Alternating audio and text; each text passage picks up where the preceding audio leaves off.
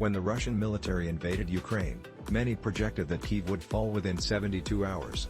1 month later, the Ukrainian military has managed to hold back the Russians, who only hold 10% of the country.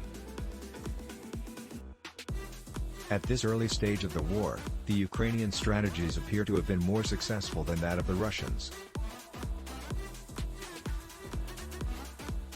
Although the exact strategies are not publicly available, reports from the war, military doctrine, and open-source imagery provide insight into how each side planned to defeat their adversary.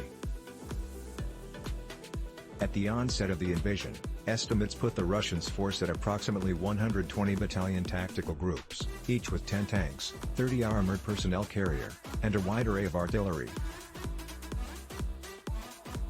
These ground forces were further augmented by air, naval, and cyber support.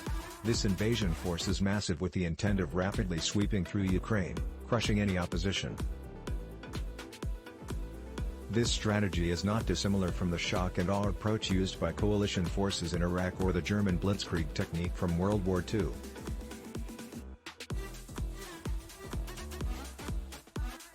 Such a strategy relies on the principle of momentum, where the offensive force continually pushes forward at a rapid pace, not allowing the defense time to regroup.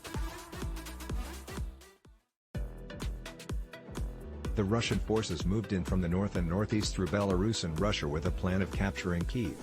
If the government in Kyiv falls, the country would likely capitulate.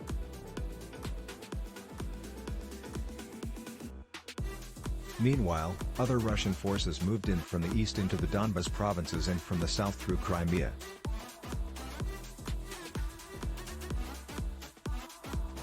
Prior to the invasion, Russia had recognized the independence of the Donbas provinces and were actively supporting the separatist groups in the region. The multiple converging fronts were intended to isolate Ukrainian forces, disrupt their command structure, and force them to surrender.